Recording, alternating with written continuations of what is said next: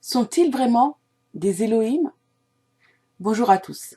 Je voulais apporter une modification terminologique de taille, car je suis tombée dans leur piège qui consiste à tout inverser.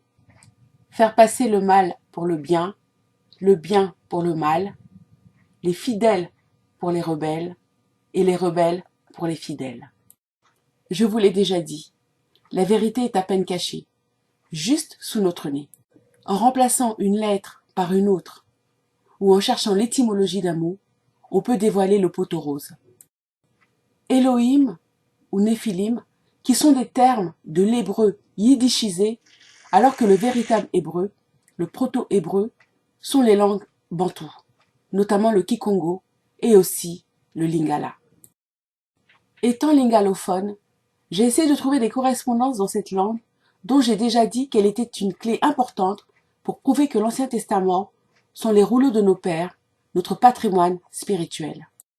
À ce jour, je n'ai pas trouvé de correspondance en lingala pour ces deux noms, sauf pour le mot Elohim, qui semble être un anagramme du mot lingala, et limo, qui veut dire esprit, âme séparée du corps, apparition. Elimo n'a pas de connotation négative, contrairement à Elima, qui veut dire idole, chose terrifiante, fétiche ou sirène. Si Elohim a donc bien un lien avec le lingala Elimo, on peut garder la connotation positive et faire un rapprochement avec les mots évangile et eumélanine, évangile bonne nouvelle, eumélanine bonne mélanine, celle des Noirs, par opposition à la phéomélanine, celle des animaux et des porteurs des gènes de Néandertal. Le préfixe « et » étant positif et emphatique. On peut donc affirmer que les Elohim sont les bons anges, les anges fidèles de Tatanzambé, qui lui ressemblent, et quand ils interviennent dans notre réalité, ils prennent l'apparence des hommes et aussi des femmes, même si ce que je dis risque de choquer les machos de notre peuple, car c'est pour nous que Tatanzambé envoie ses anges pour porter des messages ou opérer des miracles dans nos vies. C'est donc à tort que j'ai nommé Elohim ces créatures qui défilent à l'écran. Ils ne nous ressemblent pas plus qu'à Tatanzambé, le créateur de toutes choses. Il ne faut pas s'étonner que ces créatures angéliques cherchent à se faire appeler Elohim pour se faire passer pour les bons anges. S'ils ne sont pas des Elohim, qui sont-ils? Des Néphilim? Le mot Néphilim a deux acceptions. La première et la plus répandue est celle de géant. La Bible nous révèle leur origine. En Genèse 6, versets 1 à 4, qu'ils sont nés du commerce entre les fils de Dieu, c'est-à-dire les anges et les filles des hommes. Je vous en fais la lecture. Lorsque les hommes eurent commencé à se multiplier sur la face de la terre et que des filles leur furent nées, les fils de Tatanzambé virent que les filles des hommes étaient belles, et ils en prirent pour femmes parmi toutes celles qu'ils choisirent. Je passe au verset 4. Les géants étaient sur la terre en ces temps-là, après que les fils de Tatanzambé furent venus vers les filles des hommes et qu'elles leur eurent donné des enfants. Ce sont ces héros qui furent fameux dans l'Antiquité. Des anges, donc des êtres célestes, ont violé la loi posée dès la création du monde par Tatanzambé pour les créatures terrestres de la reproduction sexuée selon sa nature, son espèce, son essence. En effet, la Bible falsifiée laissée à notre disposition nous apprend dans Matthieu chapitre 22, verset 30, que les anges ne se reproduisent pas. Ce texte nous dit « Car à la résurrection, les hommes ne prendront point de femmes, ni les femmes de mari, mais ils seront comme les anges de Dieu dans le ciel. » Dans une précédente vidéo, nous avons déjà vu que le mot résurrection ne correspond en rien à la ressuscitation qui va intervenir. Et la ressuscitation, les hommes et les femmes auront des corps, d'autres y prendront des maris et des femmes. Ce texte concerne en réalité la vie spirituelle, la vie des êtres spirituels. Les anges ne sont ni hommes ni femmes, Ils sont et hommes et femmes, mais il s'agit d'un hermaphrodisme spirituel qu'il est pour nous, hommes et femmes de la terre, difficile de comprendre comme beaucoup de réalités spirituelles qui nous sont cachées car nous serions profondément perturbés de les connaître. Pour tous ceux qui seront choqués par cette affirmation, je vous propose de décortiquer cette image qui est la vision que Satan avait donnée de lui-même à un de ses adeptes, Eliphas Lévi. La vérité est sous notre nez, mais nous ne la voyons pas et n'en tirons pas les conséquences. Les ailes indiquent sa nature angélique. Il a une poitrine de femme et un sexe masculin représenté par ce caducée entre ses jambes. Pour prix de sa rébellion, il a été rétrogradé au rang d'animal avec sa tête et ses pattes de bouc. Satan le diable est donc une chimère hermaphrodite, comme les divinités que l'Égypte antique vénérait. Tout est sous notre nez et visible à l'œil nu. Nous pouvons, en ce qui concerne les réalités terrestres, nous fier au sens que Tata Nzambe nous a donné pour comprendre le monde physique dans lequel nous vivons. Pour en revenir à l'hermaphrodisme, il est aussi présent lors de la création de l'homme. Comment Ève a-t-elle pu être tirée et formée à partir de la côte d'Adam si lui-même n'était pas à l'origine hermaphrodite? Sauf que Tata Nzambe a mis fin à cet hermaphrodisme, établissant une séparation, une dissociation entre l'homme et la femme, auquel il a donné le pouvoir de procréer, c'est-à-dire de créer pour le compte de Tata Nzambe afin de remplir la terre. Cet hermaphrodisme originel en dit long sur la valeur que Tata Nzambe accorde aussi bien à l'homme qu'à la femme. Et je vous laisse réfléchir sur ce mystère qu'il a laissé. La femme est venue de l'homme, mais tous les hommes viennent désormais de la femme. Enfin, l'hermaphrodisme n'est pas satanique puisqu'elle existe chez certaines espèces animales. Pour en revenir aux géants engendrés par les anges rebelles, cette célèbre peinture de Goya, présentée à tort comme une représentation de la folie, décrit en réalité la dangerosité des géants. Des textes apocryphes précisent que ces enfants géants naissaient avec des tailles supportables pour leur mère noire, mais grandissant à une vitesse prodigieuse, ils n'étaient jamais rassasiés, ce qui les amenait à dévorer toute chair à proximité, y compris celle des hommes et des femmes, et même aussi de leur propre mère.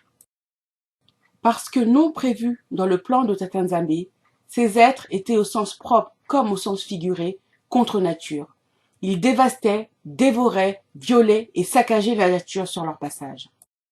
La Bible falsifiée laissée à notre disposition ne dit pas tout sur la progéniture des anges. Les fils rebelles de Tata Nzambe n'enfantèrent pas qu'avec les filles des hommes, mais aussi avec toutes sortes d'animaux sur la terre, et ils conçurent des chimères. Ayant pu briser la barrière des espèces, les anges rebelles ont pollué génétiquement les créatures de Tata Nzambe. D'où la destruction de la terre par le déluge et la préservation de Noka Noé, sa femme, ses fils et leurs femmes, ainsi que des animaux sélectionnés pour entrer dans l'arche, car ils étaient encore génétiquement purs. N'ont survécu à ce déluge que les chimères marines, car vivant dans l'eau, leur faculté de nuisance était moins grande. Elles ne constituaient qu'un danger mineur pour les créatures terrestres qui ne risquaient pas de les rencontrer sur leur chemin. Mais le déluge n'a pas arrêté la rébellion des anges, car nous savons que même après ce premier grand cataclysme, ils ont continué à semer le désordre dans la vie des créatures terrestres. La seule version de la Bible qui nous le dit clairement et qui n'a pas été falsifiée est la KJV en anglais, la King James Version. Je vais vous en faire la lecture et vous proposer une traduction. There were giants in the earth in those days, and also after that, when the sons of God came into the daughters of men, and they bare children to them, the same became mighty men, which were of old, men of renown. Ce verset peut se traduire « Il y avait des géants sur la terre en ces jours-là, et aussi après, quand les fils de Dieu sont venus vers les filles des hommes, et qu'elles ont porté des enfants pour eux, les mêmes qui sont devenus des hommes puissants, qui étaient âgés, des hommes de renom. 3 éléments à retenir de ce verset: la présence des anges in vos days, c'est-à-dire dans les temps de Noka, Noé, and also after that, c'est-à-dire et aussi après ces jours, et que ces hommes étaient âgés, ou en tout cas vivaient très longtemps, et étaient des hommes de grande renommée. Ce texte nous confirme la présence des géants même après le déluge, donc sous-entendu l'interaction des anges rebelles qui continuaient leurs agissements, et que les géants pouvaient vivre très vieux et qu'ils étaient de grande renommée puisque tout le monde les connaissait, ne serait-ce que par leur taille hors du commun et leur puissance prodigieuse. Mais ces géants étaient-ils des Néphilim? Ma réponse est non, et je vais vous expliquer pourquoi. En effet, quand ils sont évoqués dans la Bible et quand ils s'inscrivent dans l'humanité, ces géants ne sont pas appelés Néphilim, mais ils portent des noms qu'on retrouve dans la Bible. Ils sont identifiés en tant que race de géants ou alors en tant qu'individus géants. Les races de géants qui sont citées dans la Bible sont les Anakim, les Émim, les Amzumim et les Anak. Les individus décrits comme géants dans la Bible sont Og, roi de Bassan, Jishbi de Nob, Goliath et Saph. Ces listes ne sont peut-être pas exhaustives, en tout cas je vous ai donné les références bibliques pour que vous alliez vérifier par vous-même. Comme une grande partie de ces géants a été détruite lors du déluge, ce système satanique veut nous faire croire que les Néphilim étaient ces géants et qu'ils n'existent plus. Rien n'est moins vrai. Il y avait des géants aux environs du XVIe siècle de notre ère, à l'époque de l'arrivée en terre promise, et je vous ai déjà indiqué que l'histoire de l'homme est plus récente que la chronologie officielle veut nous le faire croire, car elle est une vaste mystification pour faire entrer dans la chronologie, dans l'histoire de l'homme et dans la création, des êtres qui ne sont pas des créatures. Ces cartes qui défilent à l'écran proviennent de la chaîne Truth Unveiled 777 de notre frère de la dispersion qui vit aux États-Unis, Jeremiah. Elle montre que la présence des géants est cartographiée par les géographes européens eux-mêmes, même s'ils ne les ont pas rencontrés. Il y avait certainement des récits populaires suffisamment fiables pour que les géographes européens les prennent en compte et les indiquent sur leurs cartes. Par ailleurs, les récits de l'Ancien Testament dont je vous ai donné les références font aussi état de ces rencontres entre les Bantous, les Hébreux de la Bible, et ces êtres lors de leur arrivée en terre promise. Il y avait donc des géants à des époques reculées, c'est-à-dire quelques siècles en arrière, mais la présence de tels individus est aussi constatée à des époques plus récentes, voire très récentes, comme cette photo donc d'un géant aperçu dans une rue en Afghanistan, ou celle de la représentation de ces géants que des soldats américains ont tués en 2002 dans les grottes de Kandahar, dans le cadre d'une opération spéciale de sauvetage de soldats américains qui justement y avaient disparu. Même si la science officielle explique le gigantisme par la survenance de mutations génétiques, donc hasardeuses, nous pouvons en douter. En effet, les biologistes sérieux expliquent que des mutations génétiques peuvent survenir, mais sur des caractères très secondaires, voire insignifiants. De plus, est quasi nulle la probabilité que ces mutations surviennent à différents endroits de la Terre pour donner des êtres aussi similaires que ces géants humanoïdes qui, d'après de nombreux témoignages et légendes, aient été dotés de mains et de pieds aux doigts surnuméraires. Nous pouvons donc légitimement nous fier à l'Ancien Testament, rouleau des ancêtres des Bantous, les vrais Hébreux de la Bible, qui nous dévoile, lui, qui sont les pères fondateurs de cette race contre nature, les désordres causés sur la terre et leur destruction en raison justement de leur violence extrême.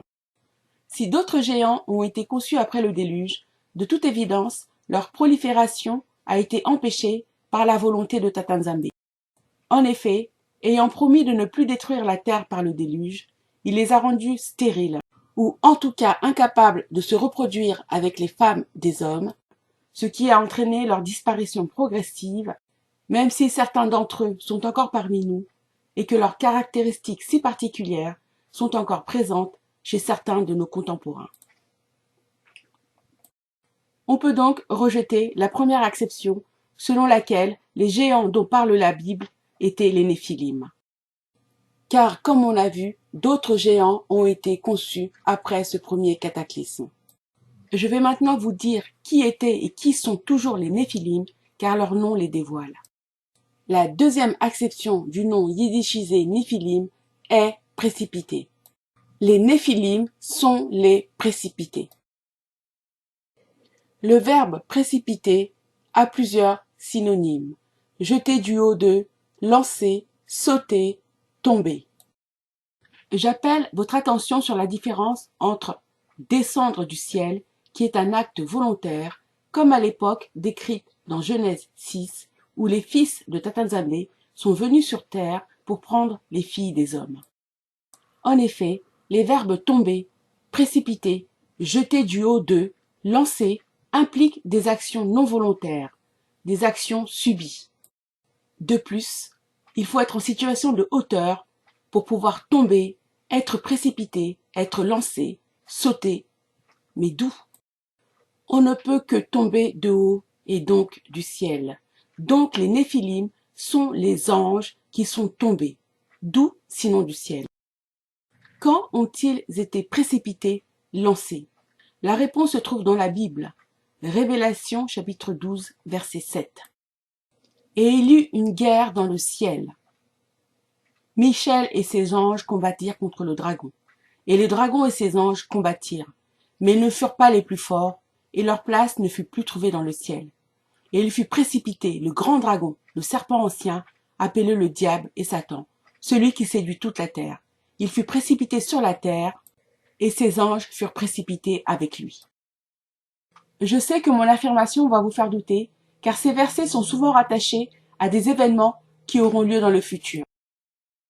Mais vous le savez comme moi, la Bible laissée à notre disposition est falsifiée, manipulée et mélangée. Elle est en quelque sorte un puzzle dont les pièces sont éparpillées. Il ne faut pas se sentir tenu par la présentation chronologique qui en est faite. Le passé et le futur sont mélangés pour mieux nous tromper. Moi, je ne vois pas quel événement cataclysmique a pu conduire à une guerre dans le ciel. Je ne vois que la désobéissance de ces anges qui sont descendus vers les filles des hommes et causé des désordres immenses. Pollution génétique des créatures par l'hybridation tous azimuts, conduisant Tatanzambe à détruire par le déluge des millions et des millions de créatures célestes et terrestres. Ne voulant pas assumer les conséquences de leur transgression, les anges qui étaient descendus prendre les filles des hommes et causer chaos et désolation dans la création de Tatanzambe ont tenté d'échapper au déluge qui avait commencé sur la terre. En reprenant leur forme angélique, en compagnie de Satan, condamné à errer sur la terre depuis qu'il avait induit en erreur Adam et Ève dans le jardin d'Éden, ont cherché à remonter au ciel, cause de cette guerre décrite dans Révélation 12. À l'issue de cette guerre dont ils sont sortis vaincus, ils ont été précipités, dégagés du ciel pour atterrir sur la terre. Où? Je vous le donne en mille. Dans le Tartare. Territoire aussi appelé Caucase, qui sera le berceau de Oholibama, la femme d'un dieu étranger, que notre ancêtre Ézo avait épousé. Je vais m'arrêter là pour cette vidéo, où je voulais vous démontrer, Bible et étymologie à l'appui, que ces êtres que vous voyez à l'écran sont des Néphilim, des anges déchus, et non des Elohim, anges fidèles de Tatanzambe. Je vous donne rendez-vous dans une prochaine vidéo où je vais vous dévoiler ce que sont devenus les anges qui avaient transgressé les lois de Tatanzambe à l'époque du déluge. Ils sont morts. Oui, Satan aussi est mort. Pour l'heure, je vous remercie pour votre écoute, pour les pouces en l'air, pour les commentaires et les partages, et je vous dis à très vite.